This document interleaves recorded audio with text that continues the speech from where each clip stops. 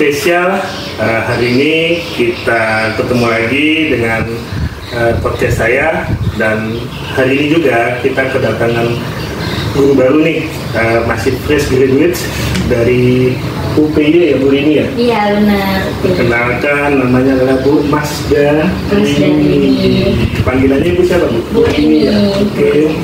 Teman-teman, sebagai informasi bahwasanya Bu Rini ini adalah lulusan UPY tahun 2023 dan langsung keterima di SLB Negeri Kuala Tungkal. Apa kabarnya Bu Rini?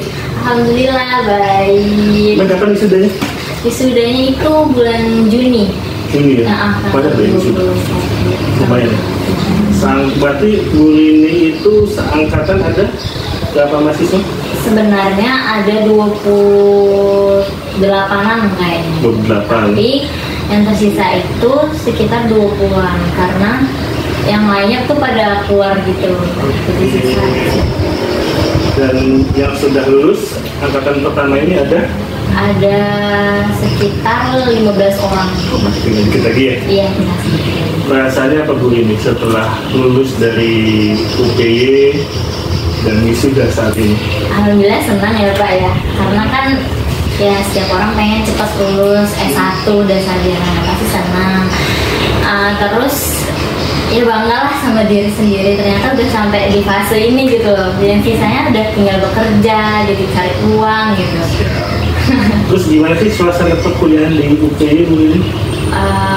Suasana di perkuliahan itu ya asik sih Pak, orangnya juga enak, kayak mana tempat tinggalnya juga ramah. Terus jadinya kita dari kita yang di kampung ini terus tiba ke kota, jadinya kan kita bisa berkembang ya, bersosialisasi dengan orang yang lebih banyak lagi, yang bahkan orang yang dari luar kota manapun aja kita kan juga bisa bersosialisasi.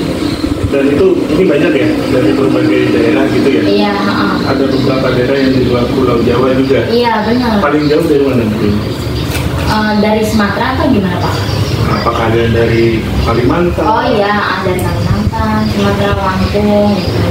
Bahkan dari Papua juga ada yang satu ya? ada. Yang PLB? Oh kalau PLB belum ada, tapi kan dari prodi lainnya juga ada. Itu UPY itu daerahnya dekat mana sih? Dekat daerah Bantul. Daerah Bantul ya? Iya.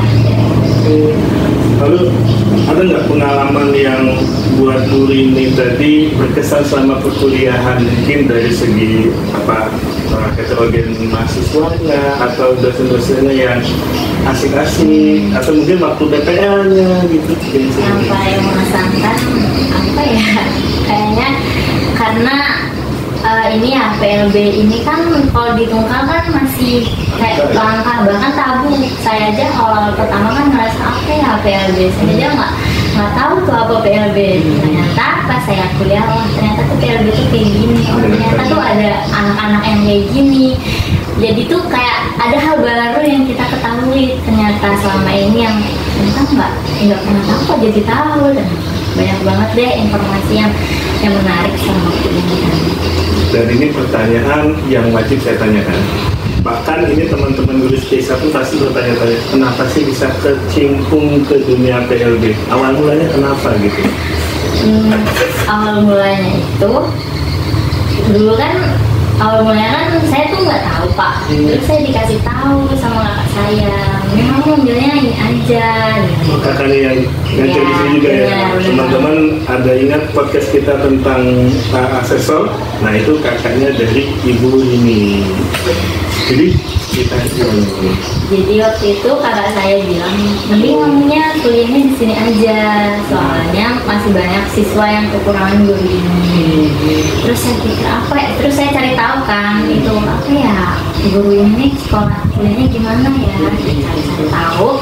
Dan akhirnya orang tua saya juga menyetujui yang saya kuliah di sini, dan akhirnya saya terima anak ke Dulu waktu kuliah Bu Rini itu ngambil spesifikasinya yang apa ya, kan kalau di PLB itu ada tunanetra, tunarungu, grahita, daksa, dan autism. Bu Rini ngambil yang mana? Kalau saya pas angkatan saya itu belum ini Pak, belum ada spesifik ke ketunaan. Jadi kita tuh diajarin semuanya. Tapi lebih tertarik yang mana kalau Bu Rini? Pengennya sih autis ya Pak, pengennya autis.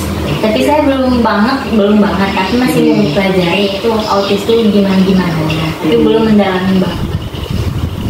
Lalu ketika Bu Rini pas kuliah di sana, ada nggak sih bedanya ketika di materi di kuliah nih, terus ketika di lapangan sebagai pengajar ada nggak bedanya gitu? Ada Pak. Pasti ada ya? Pasti ada. Yang paling mencolok sekali bedanya di mana Bu Rini? Paling mencolok bedanya pas kuliah sama di ini. Kalau kuliah kan Pak cuma teori ya. Betul. Kita cuma belajarin ya konsep dasarnya. Ternyata anak ini harusnya gini. Tapi kan di dunia nyata kita tuh harus mengenal karakteristiknya salah satu yang berbeda-beda dan otomatis materi pembelajarannya juga berbeda-beda dan metodenya pun juga berbeda-beda.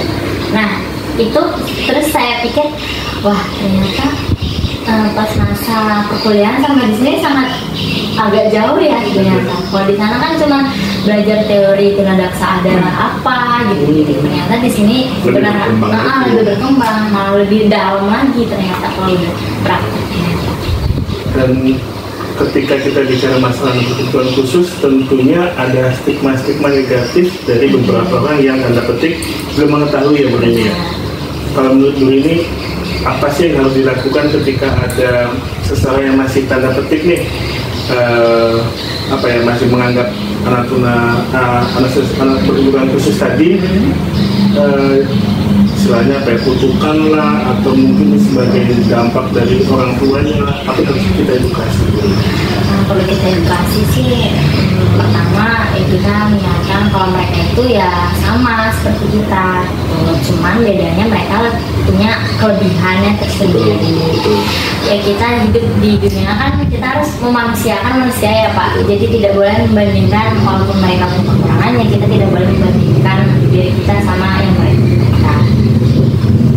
Dan akhirnya finally Bu Rini keterima di SLB ini, pulang kampung ya. Akhirnya mengabdi di kampung halamannya. Dan harapannya apa sih Bu Rini setelah diterima di SLB Negeri Kuala Tunggal ini, ke depannya apa yang dilakukan? Harapannya semoga ilmu yang saya dapat selama ini itu bisa bermanfaat ya Pak ya. Semoga juga bisa anaknya dengan ilmu yang saya punya itu anaknya bisa berkembang, bisa lebih bagus lagi. Kedepannya pengen kuliah lagi atau pengen pengabdian dulu? Kayak pengabdian dulu deh. Stop dulu deh kuliah dulu ya. Karena kuliah terus berapa tahun Bu ini? 4 tahun? 4 tahun. Jadi 4 tahun berkecimpung dengan dunia pendidikan, dengan kuliah mungkin istirahat dulu ya. Iya, istirahat dulu. Oke. Lalu Bu ini bagi teman-teman yang masih tanda petik bingung dengan dunia PLB dan pengen jadi guru PLB, apa pesan yang bisa Bu Rini sampaikan kepada adik-adik Bu Rini lah misalnya seperti itu? Pesannya apa masuk aja ke PLB. PLB itu masih banyak guru siswa-siswa di sekolah SLB itu yang membutuhkan guru PLB. Jadi masuk aja ke PLB supaya kayak lebih membantu gitu loh. Karena kan kalau guru SD, SMP kan itu udah banyak ya. Jadi mending kayak PLB aja. Dan sarannya adalah di UTY, Universitas PGRI Yogyakarta. Situ kampusnya juga dekat dengan hotel ya, lebih enak. Dan prakteknya dulu Bu Rini di mana waktu PPL? PPL itu di SLB Negeri 2 Yogyakarta. Itu berarti umum ya, ada ABC, autism. Iya sih Pak, tapi lebih ke tunagrahita. Oh banyak. Iya benar. Karena memang kendati ada anak A, anak B, tapi hampir rata-rata yang masuk ke SLB anak tunagrahita. Iya benar banget. Dan menjadi tantangan tersendiri, dan Bu Rini Selamat datang di SLB Negeri Kuala Tunggal, dan semoga ilmunya bisa diimplementasikan dan bisa didiseminasikan kepada teman-teman yang lain. Karena memang teman-teman juga informasi podcast saya sebelumnya juga bahwasanya guru SLB sangat kurang ya, tidak seperti guru-guru yang lain, cukup banyak seperti katakan Bu ini tadi. Dan ini menjadi semacam ajakan kepada teman-teman yang saat ini masih duduk di bangku SMA untuk kuliah kembali di jurusan PLB. Ini pertanyaan terakhir. Nantinya ketika sudah ngajar di SLB, sudah keterima jadi P3K, ada nggak pengabdian yang pengen dilakukan terhadap dunia PLB? Mungkin Bu ini pengen buka praktek untuk terapi, atau mungkin buka les-lesan, untuk itu bagaimana? Iya, jadi sebelum pas saya semester akhir itu saya pikir kalau cuma ngajar aja sih kayaknya nggak asik deh Pak. Ya kan, kayak jadi cuma stuck di situ aja, ya ngajar, datang kerja, pulang kan. Jadi kayak lebih pengen buka terapi sih Pak, ngebantu gitu kan. Kan masih banyak anak-anak kayak skills gitu yang butuh terapi untuk membantu mereka. Ini lebih ke situ. Rencananya buka di bulan berapa? Aduh, belum tahu, itu kan masih rencana ya. Itu masih rencana. Awal-awal bukan paling ya? Iya, insya Allah. Nanti teman-teman akan saya infokan. Kalau sudah buka, yang mau terapi bicara atau terapi okupasi bisa juga Bu ini? Bisa. Nanti kita coba dengan Bu ini, nanti kita sampaikan. Oke, mungkin itu Bu ini. Terima kasih atas waktunya, terima kasih sudah hadir di podcast saya. Semoga diskusi kita, seni kita hari ini bisa bermanfaat bagi teman-teman guru spesial, dan kedepannya Bu ini bisa lebih sukses lagi. Amin, terima kasih. Terima kasih ya teman-teman. Aku, kamu, kita setara. Sampai jumpa. Terima kasih Pak.